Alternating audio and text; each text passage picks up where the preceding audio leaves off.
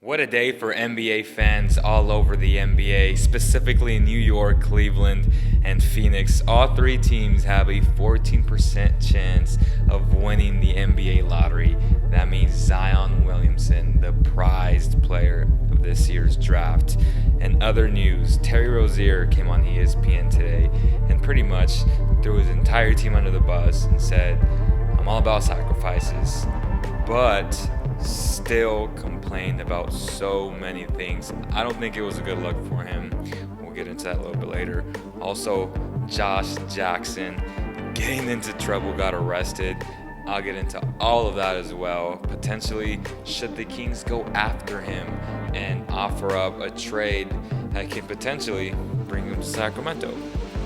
Before we do all of that, this episode is presented by Strideline. They sent me some socks and I've been wearing them. They are super comfortable. Many people have asked me when I posted them on the story if they're worth the money, and honestly, I do believe they are because they're comfortable, they're light, they're breathable.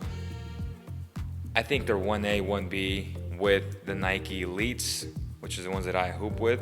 But what I like about these as well is that they don't have a logo up here, and you can always wear this with any shoes, with Adidas, with Nikes, with Antas, with Reeboks, with Under Armours, whatever the case may be. They fit, they're comfortable, they're light, they have enough cushion. They also sent me these low cuts, which I don't use, and because I have skinny ankles, that's the truth behind that. And what they say is that this is the most comfortable sock on earth. I don't know if that's true, but I know and I can verify that it's a very comfortable sock and it's well worth the money. So make sure to visit strideline.com. They are a very, very comfortable sock, very lightweight, breathable, and I highly recommend them. Now going back to the lottery odds, the Knicks, the Cavs, the Suns, 14%, and then you have the Bulls and the Hawks with the 12.5 and 10.5 respectively. Then you have teams like the Wizards with the 9%, Dallas with the 6%, Memphis with the 6%, the Pelicans with the 6%, Minnesota with the 3%, the LA Lakers with a 2%, Charlotte with 1%, Miami with 1%, and your Sacramento Kings with 1%. I don't think the Kings are going to win, and even if they do win, that pick goes to the Celtics. If it's top 3, if it's the number 1 pick, it goes to the Philadelphia 76ers. That's very interesting. Can you imagine what the Sixers would be able to do with the Zion Williamson, Joel Embiid, and if they can somehow retain what they already had? They would have so much flexibility. It would be awesome to see him there.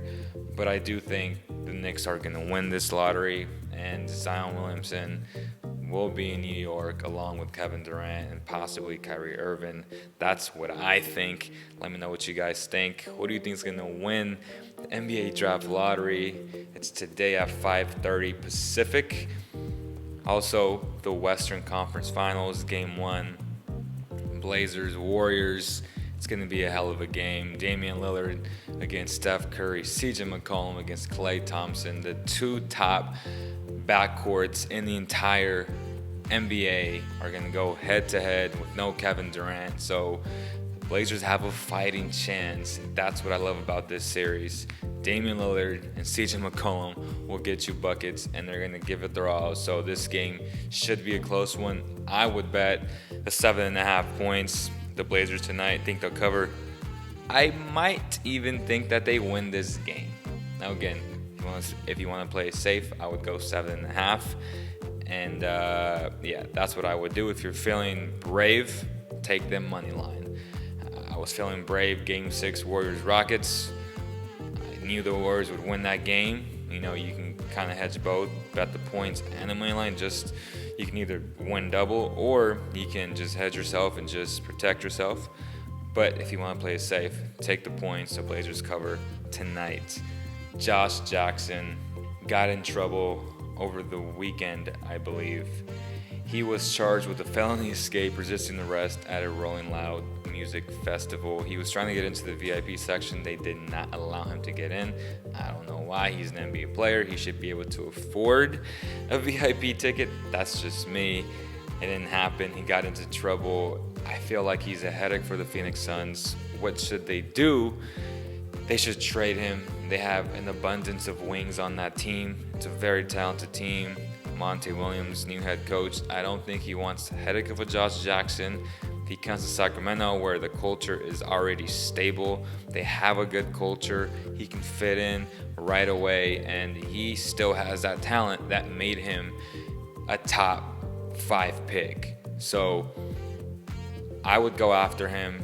How much do you offer if I'm Vlade Divac? I would offer a future 2020 pick, protected, Frank Mason and Yogi Ferrell, 2 point guards that are backup point guards, but that's a good thing because they don't have a point guard. They're going to draft a point guard potentially in this year's draft. They would love to have John Morant, and I wouldn't mind Frank Mason or Yogi Ferrell backing them up, and the Kings get a super wing that they can depend on when it comes to playing defense. Super young, a lot of upside. It's a win-win. For me, it's a fair offer, especially because Josh Jackson has been such a headache for the Phoenix Suns. Terry Rozier, again, as I mentioned earlier, he has been put on blast today. He made the mistake of going on ESPN First Take with Stephen A. Smith and Max Kellerman, and he pretty much said, if Kyrie comes back, I'm not staying, I'm leaving. I am a very talented guard. I am a top-tier guard. The jury is still out, in my opinion. He had a very good playoffs last year. He was irrelevant in this year's playoffs. He didn't shoot the ball very well all season long. So I don't know where he's getting his information from. I like the fact that he's very confident in himself, but reality is he's not that guy yet. He hasn't proven that to be that guy. So for him to say that there was some self-entitlement, they kind of babied Gordon Hayward and Kyrie Irving. Hey man, those guys are all-stars.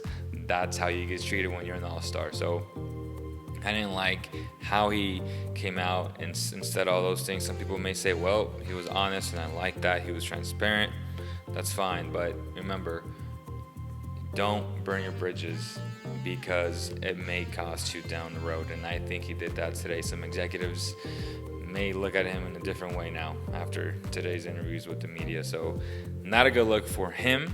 So that's going to do it, guys. Hopefully you enjoyed this recap of all NBA news. It's a great day to be an NBA fan. Hopefully you enjoyed it. Thank you guys so much. I'll see you guys on the next one.